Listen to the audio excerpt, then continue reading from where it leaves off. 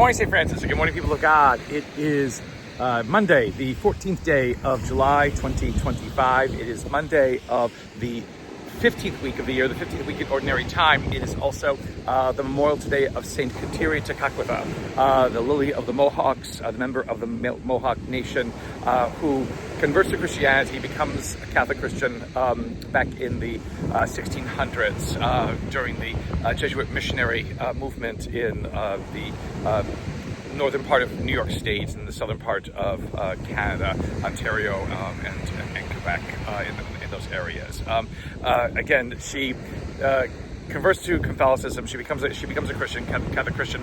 Her people do not always understand this, and there is again sort of a lot of unhappiness that's there. She contracts smallpox. Her family dies, but her face is scarred because of that. Again, smallpox inherited because of the Jesuit missionaries and the sicknesses that the Europeans brought to the Americas. All kinds of things like that. And yet, she finds something in the teaching of the gospel that moves her and that calls her, again, to make this transformation in her way of life.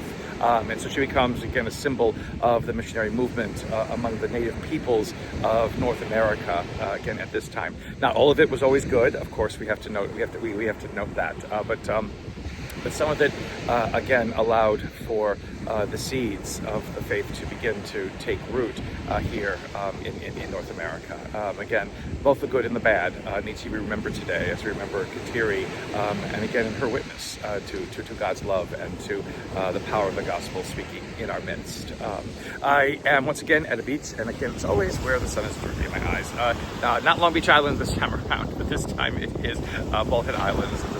Mass is this weekend here, and so the sun has come up and it's now over the horizon that way, so it's just in my eyes like this. Ridiculous. So anyway, but as the waves crash against the shore, our readings for today, there are special ones if you want to celebrate Kateri in particular, but Genesis continues again now with the unfolding narrative of a Pharaoh who knew nothing of Joseph, which again would be true with the invasions and the upheavals again in the ancient world, how one group takes over for another group in various kingdoms and things like that. The kingdom continues to maintain its name, but original ruling parties or dynasties become supplanted by other dynasties. This is probably the Hyksos people who invade Egypt somewhere in the late 2000s, early 1900s BCE, and because of that, again, the Israelites are seen as a threat, to this new group of people that are there. They don't understand their purpose and why they are there and why they have grown to such great numbers. And they begin the gradual enslavement of the Israelite people, putting them under taskmasters and making them work to build cities, for them and things like that. Again, this is Cecil B. DeMille's Ten Commandments. Again, the opening of that movie again is kind of what comes to mind if you look at this. It was probably not as clean cut, especially not as European as the characters portray there. But what happens now also is that the threat of a Messiah or whatever it is revealed, and so the firstborn are put to death by having them thrown into the Nile River. However, one will be saved, who does become again a savior for the people, and we will wait to see that unfold as we move through the story.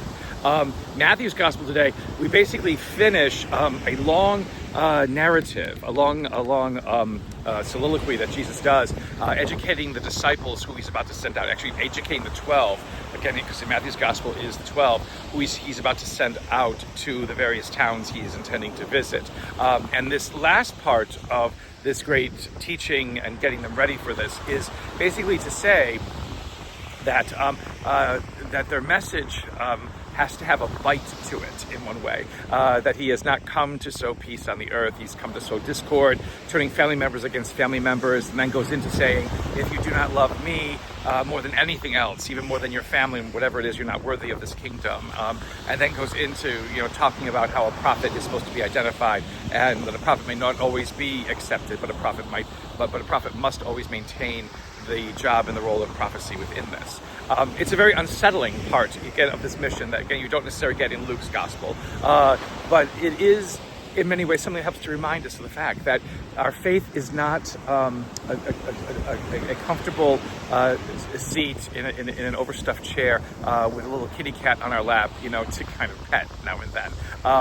Many times we've kind of domesticated Jesus. We've domesticated our faith into being something that is good if you want it, and if you don't, it doesn't really matter. And if you do want it, it's not going to bother anybody, because this is going to be something that makes you feel comfortable at home and takes care of your little anxieties and whatever it is. And that's not what Jesus comes to do. That is not what the gospel is about.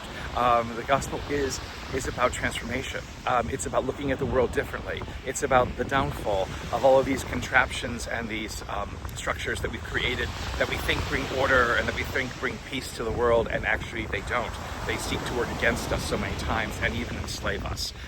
Jesus comes to bring a freedom that the world sometimes does not want to hear, but a freedom that must be preached sometimes with a fire, with an intensity, with an aggression, to some degree, to wake us up to what is important, to wake us up to what matters, and to help us to see again that good news is something to find joy in, and that good news is something that changes everything that we've ever known about life and of ourselves. A blessed day, St. Francis and people of God. May the Lord give you his peace.